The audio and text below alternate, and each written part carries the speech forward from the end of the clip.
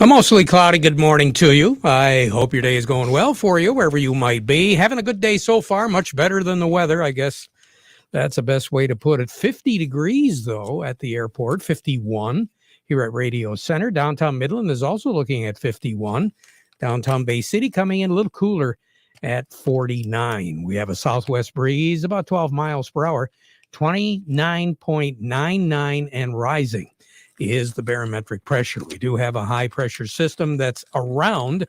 It's not really doing us a whole lot of good because we're just simply having a difficult time getting rid of this cloud cover. We did see one of the cities in the Lower Peninsula. We were only able to pick out one that actually had some sunshine, and that was Ludington. But since then, things have kind of clouded out over there. We have been looking at some widely scattered light sprinkles that have been around since about 2, 3 o'clock this morning. All that activity is gradually moving out, but all of that ahead of a major system that is going to be changing our weather to a much wetter weather as we go through the next few days. Tomorrow specifically, moving into and very possibly spilling over into Wednesday a little bit. But right now, with the cloudy skies, we're by no means the hot spot in the state, but we're pretty close. There are quite a few cities that have not hit the 50-degree mark as of right now. And the further north you get, obviously, the cooler it is. Harbor Springs right now has fog, and they're looking at 40 degrees. The Upper Peninsula, all the way over on the west side, Ironwood, they have cloudy skies, and it's only 38. As we go through the afternoon, we are going to be looking at a spotty sprinkle here and there. We're going to have to contend with a little bit more of an easterly breeze once we settle in late this evening and early tomorrow morning. Right now, it is coming out of the west, and that's pretty much what we're going to be looking at for the remainder of the day. But cloudy skies, 56 is our projected high. We've got a little ways to go. And I think that's going to be about it. Our low tonight is not going to be all that chilly, really. We're going to be looking at 46 for a low with mostly cloudy skies. And during the day tomorrow, we'll have clouds. We'll have showers around, looking for a high temperature of right around 52, low of 40. The shower activity could very easily get intense. Right now, it looks like here in the immediate Great Lakes Bay region, we could easily pick up a half, maybe 3/4 of an inch of rain. For those, though, a little bit further south along the 69 corridor and further south into the southernmost, well, the lower third, an inch to an inch and a quarter is not going to be out of the question. And there have been some individual county forecasts, especially in southwest Michigan, where they're going to be looking at upwards of 2 inches of rain as we kick off later on tonight and go all the way through Wednesday morning. 52, again, is going to be our high tomorrow. 40 is our low. We'll try to warm up a little bit more with some sun on Wednesday. 55 for a high, 37 for a low on Wednesday night. High pressure will be over Lake Superior, and that's the way things are going to be shaping up around to take us into Thursday. Thursday, we're going to be looking at more in the way of clouds once again, and there will be a chance of showers late in the day on Thursday night. After a high on Thursday of 62, we'll drop down to about 46. Then on Friday, we'll still have a chance of seeing some precipitation around early, 60 degrees for a high on Friday. A low temperature of 42 on Friday night, and then partly cloudy skies will continue. Will become partly cloudy as the day goes on Friday. And Saturday, Sunday, we're not looking at much in the way of precipitation at all, with high temperature on Saturday of about 62. On Sunday, we'll get close, Mother's Day, to 70 degrees. Now, what's average for this time of the year? 63 in the afternoon and 42 at night. The record high in this date is 85. That was set back in 1913 and tied in 2001. The record low is 27. That was set in 1945.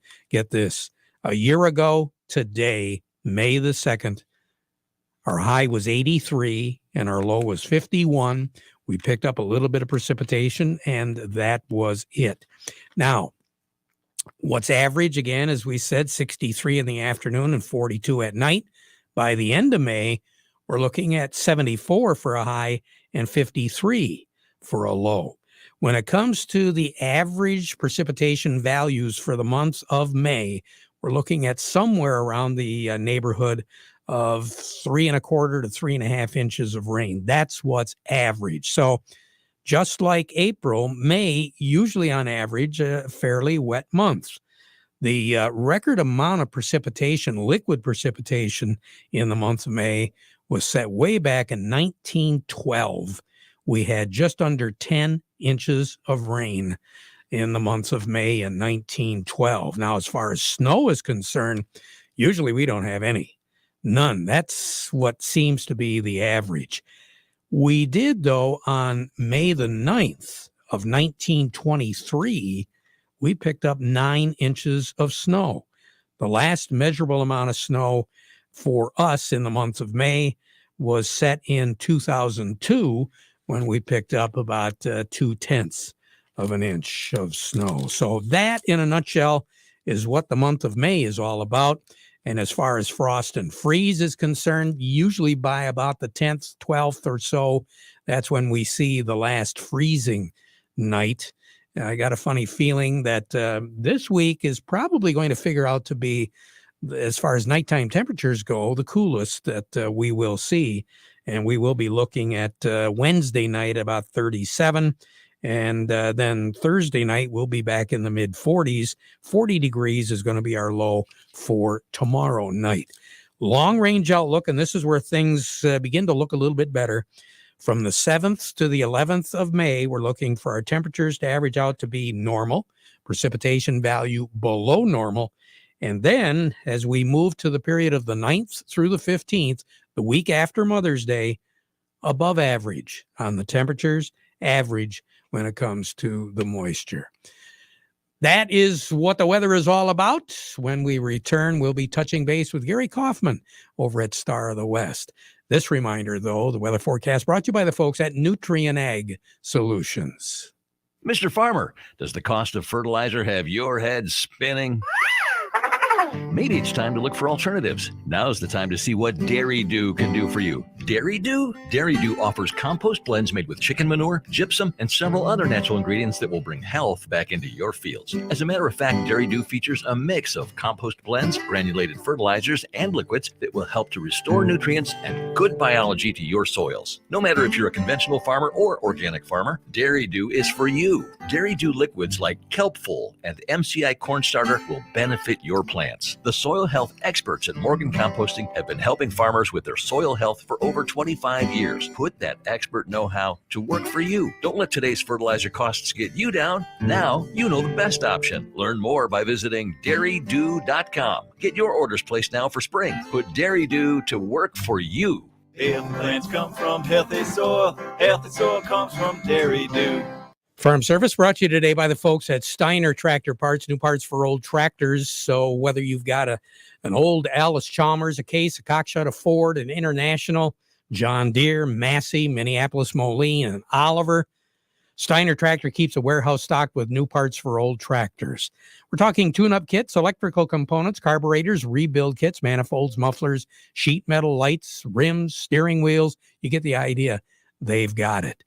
New parts for old tractors made easy. 800-234-3280 or go to their website, steinertractor.com. We say good morning to Gary Kaufman. Gary, how you doing this morning? Good morning, Terry. I'm doing well, thank you. How's everything shaping up? Well, everything's kind of shaken down right now. Wheat was on both sides. I mean, we've had a 37-cent range in the wheat arena already this morning. Last night, this morning, Terry, up 15 to down 22. Soybeans about a 43-cent range. It was only up about 3, but down 40. It's come off the lows. Corn's been negative for the most part since overnight here, but we've come off the lows there as well. So, but currently, let's call the cash wheat market at down 6, Terry. That puts the white at $10 and the red at $9.50. New crop is also down 6 at $10.10 on the white, $9.60 on the red. Cash corn down 17 at 731. New crop is down 15 at 681. Cash soybeans down 37 at 1608, and new crop is down 30 at 1420. So the reason why the markets are doing what they're doing on this first Monday of May? Well, you kind of wonder. It's just kind of, we've seen some selling pressure last week with some of the managed money, Terry. I mean, they're liquidating positions, it seems like, but some of the storylines continue to be the same for the most part. I mean, corn market influencers are, continue to be Brazil over weather issues, but they're watching that Safrinha crop region. And, and the other thing is we're getting a little bit of moisture, I guess, in the wheat. In the southwestern and western plains, they're getting a better chance of some relief on some moisture. Nebraska, Kansas, Oklahoma. Of course, and you go up to the northwest and Dakotas, and they don't need rain, but, so the expectations, for winter wheat conditions, we're thinking it's going to be unchanged, perhaps maybe a percentage point lower. Seems to be struggling there. And I think the big news maybe was in that Black Sea region, Terry, on the wheat. India was supposed to probably, pick up a lot of that lost Black Sea shipments, and now they're kind of in a heat wave, and now they're worried about their production. But you hear about all these things. Some of it's bearish, some of it's bullish. It's just a mixed reaction that we're getting, I think, on some of this. But I mean, it's just a fast-moving market this morning, Terry. It's unbelievable. I mean, wheat's unchanged right now since I gave you the report a couple minutes ago at down 6. So that's how fast it's moving. So.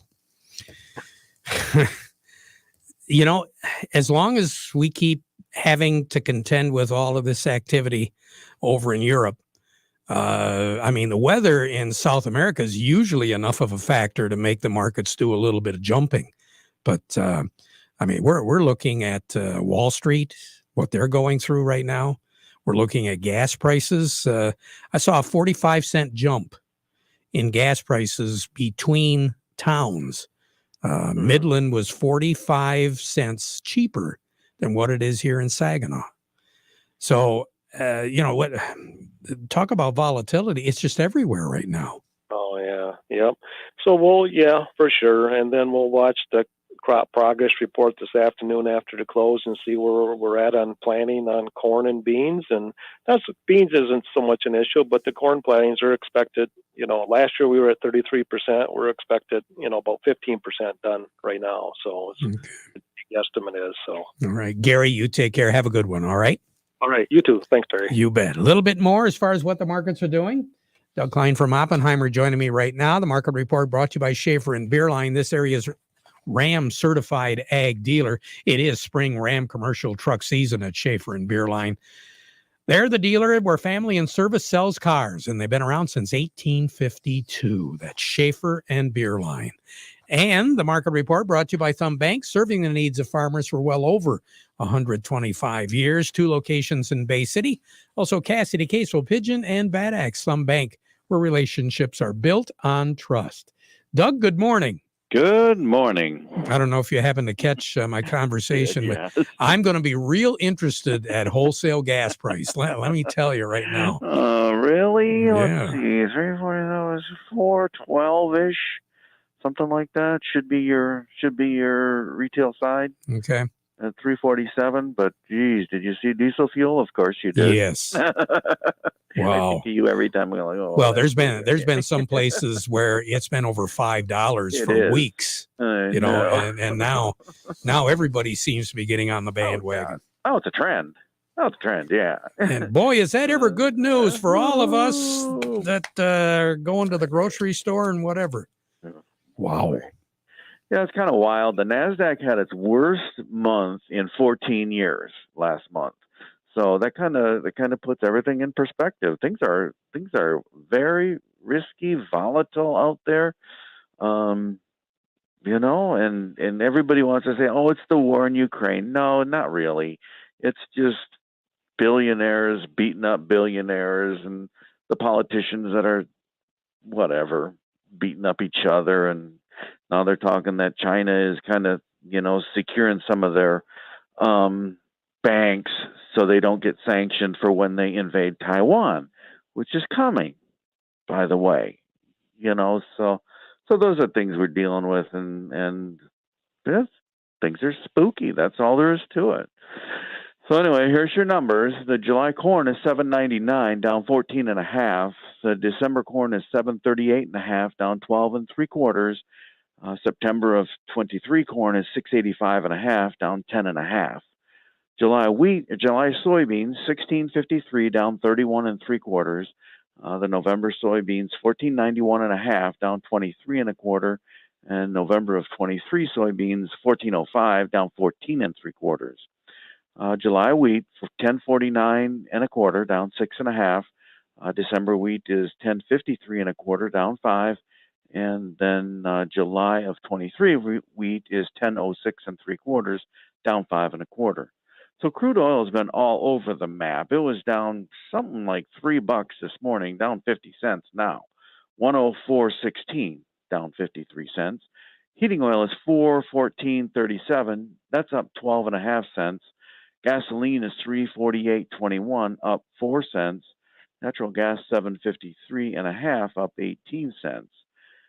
Canadian dollar, U.S. dollar gets you 128.90 at the border. That's up 34 ticks. The dollar gets you 130.24 yen. That's up 41 ticks. The euro's at 105.10. That's down 31 ticks. Dollar's at 103.56, up 61 ticks. Gold's at 1869.30, down 42.40 an ounce. Silver's at 22.74, down 34 cents. Platinum's at 935.80. That's down $3.80. Let that sink in. I just did. I don't like it. It's algorithms and this and that. And, I got a Fed meeting tomorrow and Wednesday. They're probably going to raise by 0.5 point. I think that's probably baked in, but who knows? Once that hits the wire, who knows? Yeah, that's the way. And I'm just not seeing much improvement right now. Well, yeah. I mean, every day you look at the gas prices and you go, I'm depressed. That's it. Depressed and broke. Right? Yep. So, that's the way it works. Not broke, but you say like, well, I guess I can't go out and buy X, whatever it is. Really. So. Really. Doug, better news tomorrow, right? Okay, we'll try. All right. Okay. Talk to you later. Doug Klein over at Oppenheimer. Jerry Samolsky joining me right now at Bay Landscaping. Jerry, I hope you got some work done over the weekend. Yes, I did, Terry. It's a great weekend to be out and, amongst the raindrops, you could get some stuff done. One of the things, Terry, we want to talk about this spring, we've been talking for years about mowing your grass tall. Well, let's start right away this spring. Let's not set those mowers down in that 1.5 inches, 2.5 inches. Let's bring them up 3.5, even 4 inches. Your grass will be much better, greener, with less fertility, less water, and will help hold the weeds at bay. Mow tall. So let's try and resist right from the beginning instead of having to move it up later, right? Right. So definition of tall. How? What do you look at? I set the mower on as high as it will go, and if that's too tall, take it down a notch each time till you can stand it. Some people can't stand their lawn that long, but the longer you leave it, the easier and better your lawn will perform. There you go. Jerry, thank you. You take care. All right, Terry. All right. Jerry Samolsky, Bay Landscaping and Garden Center in Essexville. Eric Sawatsky on the line with me right now. Well, Eric, you got the clue. For the lawn, you're supposed to mow it tall. For your finances, how low should we go? Right? Yeah, I think wanted to comment a little bit on Roth IRA conversion. So right now, with the stock market still being down from where it was, it could be a good time to convert those traditional IRA accounts into a Roth. One thing that I wanted to mention, though, that need to be careful with that is that those conversions count as taxable income and could actually bump you up into a higher tax bracket. So you might be paying more tax on your income if you do that. And the other piece that a lot of people don't know, and it catches them a couple years after the fact, is it also impacts your Medicare premiums, but 2 years in the future. So if you're old enough that you are that you are on Medicare and you're paying those premiums probably out of Social Security, your income this year will impact your premiums 2 years from now. So if we're looking at converting those Roth or those accounts into a Roth, and that's going to be additional income, we want to consider how that's going to impact your taxes and also your Medicare premiums a couple years down the road. So a little bit of planning probably involved, but it could still be a good time right now with stock prices still being a little depressed and probably going up in the future. Yeah, I would imagine some folks are probably positioning their stocks to take advantage of some of these lower values right now. Definitely. I mean, that's one way. There are other, opportunities with that as well. I agree with that. But, and additionally, those conversions can be done partially. So if you have a large account, you don't have to move the whole thing over. You could do partial right now or pick stocks that are in a lower position. So, yeah, lots of opportunity there right now, definitely. Good ideas. Eric, you take care. Have a good one, okay? You too. I will. Talk to you later. Eric Sawatsky at Yo & Yo Accounting. Looking for a career where every day is different? Got a knack for working on farm equipment? We're looking to grow our team. Hudson Inc., your local John Deere dealer, is responsible for keeping farmers of America running. Honest, dependable, and self-reliant mechanical technicians is who we are looking for. Hudson provides continuing education, tool allowances, and benefits. If you're interested in becoming a part of the Hudson team, go online and search Hudson Inc. Careers for more information. Farm Service has been brought to you today by the folks at Krejak's House Family Restaurant. If you got an event coming up and you need to supply the food, just call 989-894-5531. That's Krejak's House Family Restaurant, and they'll have it ready for you. You just pick it up and away you go. Things are a whole lot easier. They're also a great place to dine in, especially with Mother's Day right around the corner. That's Sunday. Krejak's House, corner of Cass and Michigan and Bay City's south side. Back at 12:30 with an update. Now we conclude our program with the playing of our national anthem.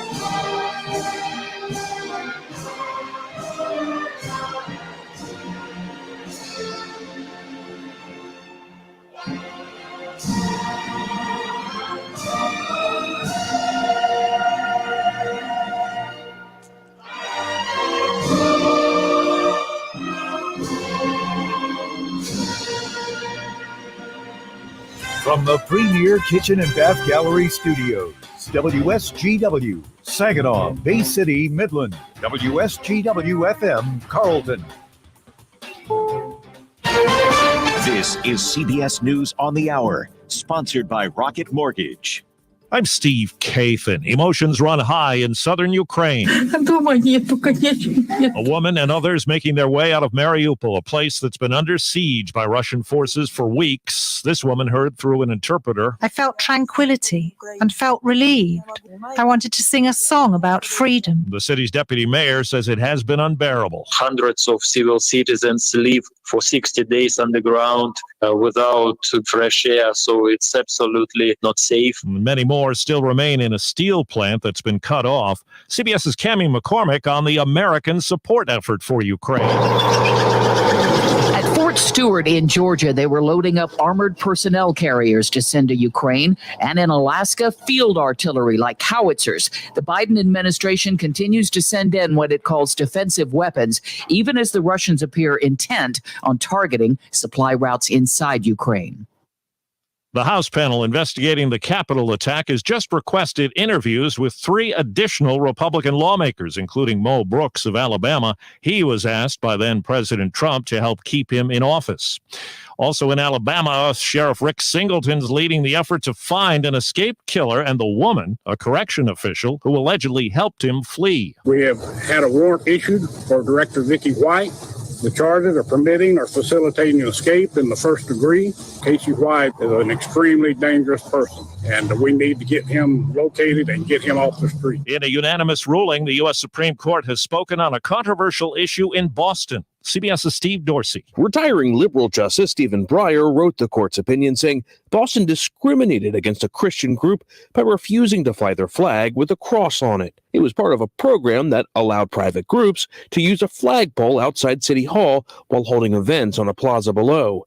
The city had argued the flagpole didn't warrant First Amendment protections. Correspondent Jim Crisula's got the latest on a big wildfire in the Southwest. More than 1,000 firefighters are battling the nation's largest active wildfire east of Santa Fe, New Mexico. The fire, which has burned 104,000 acres, is only 30% contained. Gino Martinez is volunteering at an emergency shelter. It's hit close to home more than you can imagine. We are in the heart of one of the worst crises that the state of New Mexico has been in. Wildfires are burning elsewhere in New Mexico and in Arizona. Tennessee's governor has scrapped executions in his state for the rest of the year to review lethal injection procedures.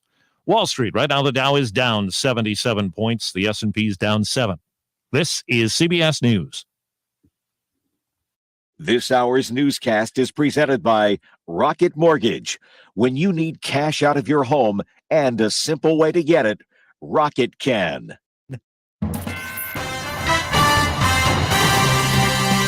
Live from the 100.5 and 790 newsroom, this is WSGW News. It's 50 degrees at 12:03. Good afternoon. I'm Ian Williams. Saginaw County Central Dispatch reported a shooting in the city of Saginaw yesterday. Police responded to the area of Weber and Julius around 6 p.m. There's no word on any victims or potential suspects.